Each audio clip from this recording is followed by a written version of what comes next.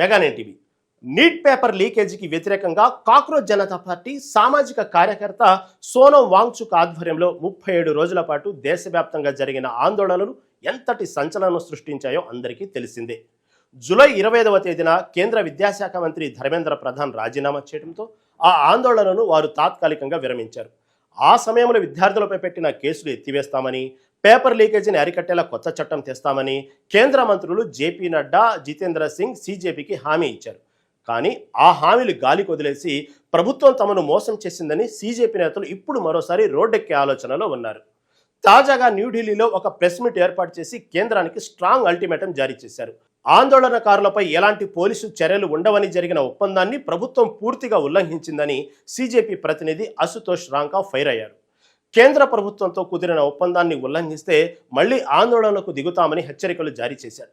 విద్యార్థులపై పెట్టిన కేసులను వెంటనే ఉపసంహరించుకోవాలని, అదుపులోకి తీసుకున్న వారిని విడుదల చేయాలని సీజేపీ డిమాండ్ చేస్తోంది.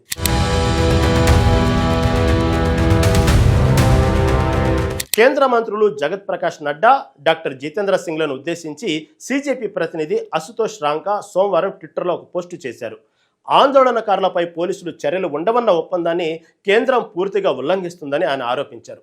బీహార్, పశ్చిమ బెంగాల్లో వందలాది మంది విద్యార్థులను అరెస్టు చేశారని, ఢిల్లీతో పాటు ఇతర రాష్ట్రాల్లో వేధింపులు కొనసాగుతున్నాయని రాంకా పేర్కొన్నారు. అంతేకాదు, ఆందోళనకారులకు మద్దతునిచ్చిన స్వచ్ఛంద కార్యకర్తలను ఢిల్లీలో అదుపులోకి తీసుకుంటున్నారంటూ పలు నివేదికలు వస్తున్నాయని ఆయన ప్రస్తావించారు.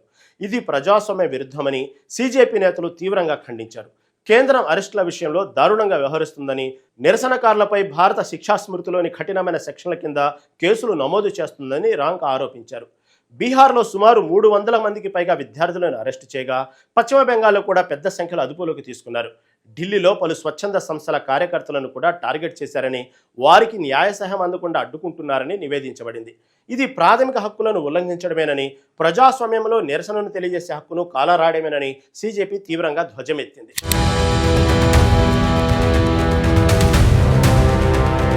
జూన్, జూలై 2026 మధ్య అండర్ గ్రాడ్యుయేట్ మెడికల్ ప్రవేశ పరీక్షలలో జరిగిన అవకతవకలపై సీజేపీ భారీ నిరసనలకు నాయకత్వం వహించింది. ఈ నిరసనల ఫలితంగానే అప్పటి విద్యాశాఖ మంత్రి ధర్మేంద్ర ప్రధాన్ జూలై 25న రాజీనామా చేశారు. ఆ సమయంలో కుదిరిన ఒప్పందం ప్రకారం విద్యార్థులపై పెట్టిన కేసులు ఎత్తివేయాలని, పోలీసుల వేధింపులను అడ్డుకోవాలని, అలాగే ప్రశ్నాపత్రాల లీకులను అరికట్టేందుకు ఒక పటిష్టమైన చట్టాన్ని తీసుకురావాలని సీజేపీ డిమాండ్ చేసింది. అందుకు ప్రభుత్వం కూడా అంగీకరించింది. అయితే ప్రస్తుత పరిణామాలు ఈ ఒప్పందానికి విరుద్ధంగా ఉన్నాయని సీజేపీ నేతలు చెబుతున్నారు. ప్రశ్నాపత్రాల లీకేజీని అరికట్టేందుకు తీసుకురావాల్సిన చట్టం కేవలం ఒక ప్రకటనగానే మిగిలిపోయిందని, దాని అమలుకు ప్రభుత్వం ఎలాంటి చిత్తశుద్ధి చూపడం లేదని సీజేపీ తీవ్రంగా విమర్శించింది. పరీక్షా విధానంలో విశ్వసనీయతను పునరుద్ధరించడానికి ఈ చట్టం అత్యవసరమని విద్యా నిపుణులు అభిప్రాయపడుతున్నారు. గతంలో కూడా అనేక రాష్ట్రాల్లో ప్రభుత్వ ఉద్యోగ నియామక పరీక్షలలో అవకతవకలు జరిగి వేలాది మంది అభ్యర్థుల భవిష్యత్తు అంధకారంలో పడింది. ప్రస్తుత పరిస్థితి ఆ పాత గాయాలను మళ్లీ రేకెత్తించేలా ఉందని విశ్లేషకులు హెచ్చరించారు.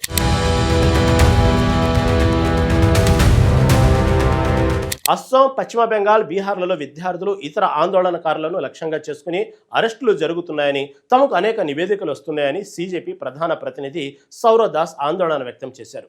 వారిని వెంటనే విడుదల చేసి నమోదైన ఎఫ్ఐఆర్లను ఉపసంహరించుకోవాలని కేంద్రాన్ని కోరారు. ఇది కేవలం విద్యార్థుల భవిష్యత్తుకు సంబంధించిన అంశం మాత్రమే కాదని, ప్రజాస్వామ్య హక్కులకు సంబంధించినదని ఆయన అన్నారు. కేంద్ర ప్రభుత్వ నిర్లక్ష్యం వల్ల వేలాది మంది విద్యార్థులు, వారి కుటుంబాలు మానసిక వేదనకు గురవుతున్నాయని దాస్ తీవ్రంగా ఆరోపించారు. తమ నిరసన శాంతియుతంగా కొనసాగుతుందని, అయితే ప్రభుత్వం తమను రెచ్చగొడితే తగిన మూల్యం చెల్లించుకోవాల్సి వస్తుందని ఆయన హెచ్చరించారు.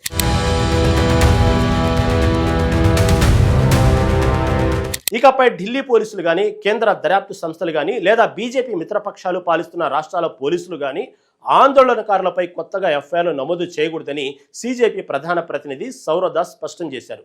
తమ ఒప్పందానికి అనుగుణంగా ఇదంతా జరగాలని, అలాగే చట్టపరమైన కేసులపై రాతపూర్వక ఒప్పందాన్ని రేపటిలోగా తమకు అందించాలని ఆయన డెడ్లైన్ విధించారు. సీజేపీ తీసుకున్న ఈ నిర్ణయం ప్రభుత్వానికి ఒక పెద్ద తలనొప్పిగా మారనుంది. కేంద్ర ప్రభుత్వం ఇచ్చిన హామీని నమ్మే తాము ఆందోళనను విరమించామని, కానీ ఇప్పుడు ప్రభుత్వం ఇలా మాట తప్పడం కేవలం సీజేపీతోనే కాకుండా చర్చల మీద నమ్మకం ఉంచిన లక్షలాది మంది యువతతో నమ్మక ద్రోహం చేయడమని సౌరదాస్ మండిపడ్డారు.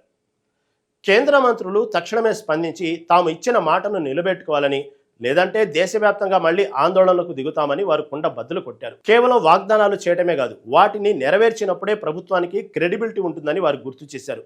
కేంద్ర ప్రభుత్వం ఈ సమస్యను ఎలా పరిష్కరిస్తుందో, విద్యార్థుల డిమాండ్లను ఎంతవరకు పరిగణలోకి తీసుకుంటుందో వేచి చూడాలి.